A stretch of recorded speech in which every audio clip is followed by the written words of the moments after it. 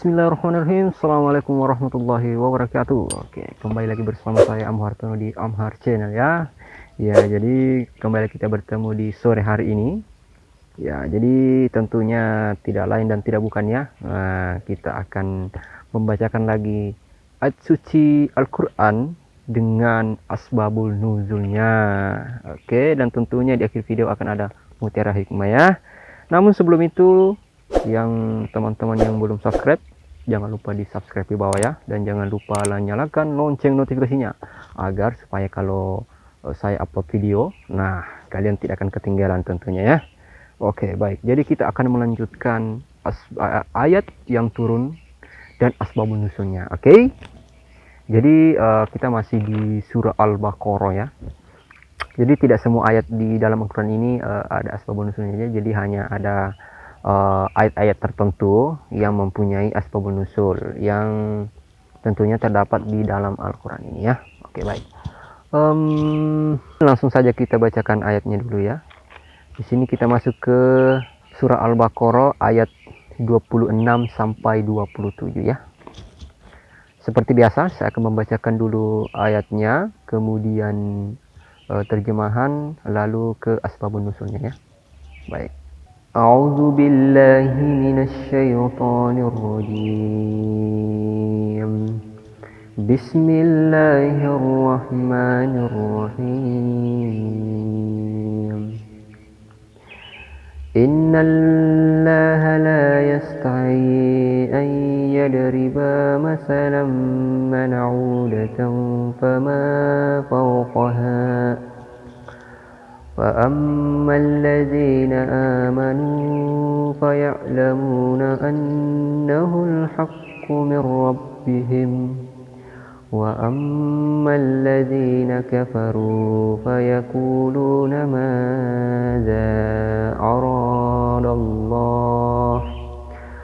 أراد الله بهذا مثلا يضل به كثيرا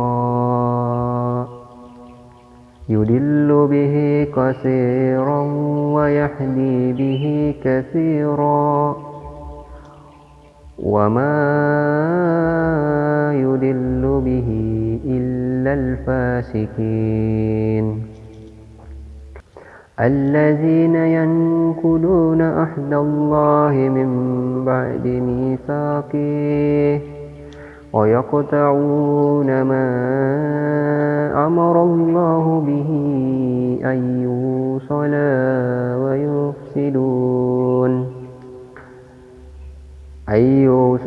ويفسدون في الأرض أولئك هم الخاسرون. Sadaqallahul azim. Ya, jadi itu tadi ayat 26 sampai 27 ya. Kemudian saya akan membacakan artinya. Di mana artinya itu, sesungguhnya Allah tidak segan membuat perumpamaan seekor nyamuk atau yang lebih kecil dari itu. Adapun orang-orang yang beriman, mereka tahu bahwa itu kebenaran dari Tuhan. Tetapi mereka yang kafir berkata, apa maksud Allah dengan perumpamaan ini? Dengan perumpamaan itu, banyak orang yang dibiarkannya sesat, dan dengan itu banyak pula orang yang diberinya petunjuk. Tetapi tidak ada yang dia sesatkan dengan perumpamaan itu selain orang-orang fasik, yaitu orang-orang yang melanggar perjanjian Allah setelah perjanjian itu diteguhkan, dan memutuskan apa yang diperintahkan Allah untuk disambungkan dan berbuat kerusakan di bumi. Mereka itulah orang-orang yang rugi. Jadi seperti itu ya artinya ayat 26 sampai 27. Oke, jadi saya akan langsung membacakan asbabun nuzulnya ya, turunnya ayat ini, di mana As-Sudi menjelaskan bahwa ayat ini diturunkan berkenaan dengan perkataan orang-orang munafik saat Allah membuat dua perumpamaan seperti dalam Quran surah Al-Baqarah ayat 17 dan 19 ya. Sebentar saya bacakan. Seperti dalam Quran surah Al-Baqarah ayat 17 dan 19, untuk orang-orang munafik, mereka berkata, mungkinkah Allah yang maha tinggi dan maha luhur membuat suatu perumpamaan seperti itu? Hadis riwayat Ibnu Jarir. Oke, jadi di sini di dalam ayat ini terdapat juga di dalam Quran surah ayat 17 dan 19. Coba kita bacakan artinya ya. Nah, ini dimana artinya itu perumpamaan mereka seperti orang-orang yang menyalakan api setelah menerangi sekelilingnya. Allah melenyapkan cahaya yang menyinari mereka dan membiarkan mereka dalam kegelapan tidak dapat melihat.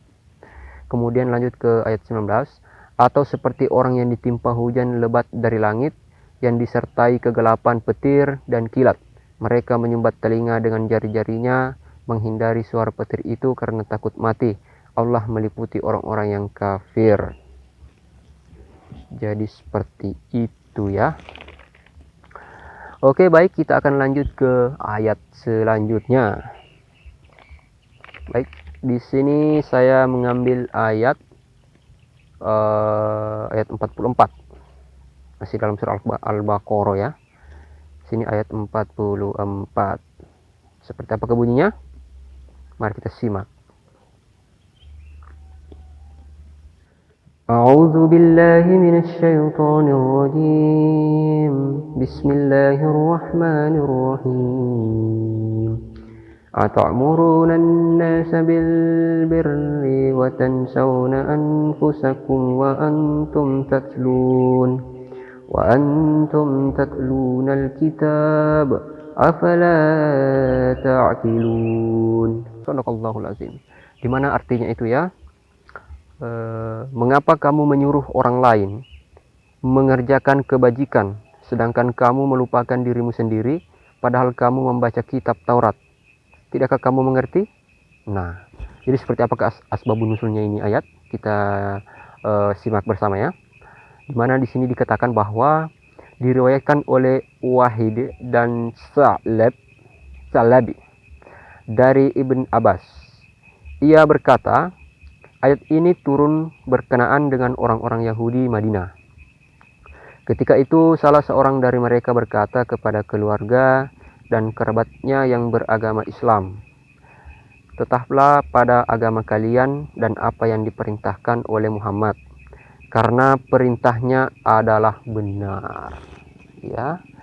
Kemudian ketika itu orang-orang Yahudi memang terbiasa menganjurkan hal itu kepada manusia, namun mereka sendiri tidak melakukannya. Jadi seperti itu ya asbabun nusulnya ayat ini.